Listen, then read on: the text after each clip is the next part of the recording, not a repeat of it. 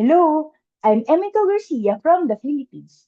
I work in human resources for a cooperative that focuses on employment and community development.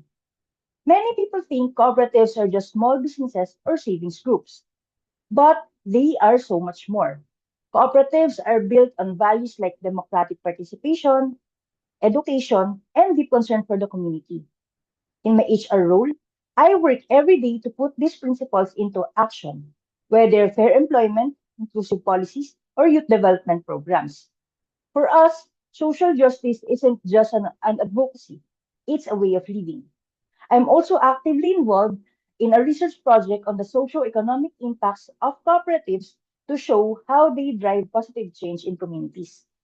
I'm applying to international forum with the youth under the social justice theme because I believe cooperatives offer practical, sustainable solutions to many of today's social challenges. I hope to share our experiences, learn from fellow youth leaders worldwide, and bring back new ideas that can strengthen both my community and the cooperative movement in my country. Thank you.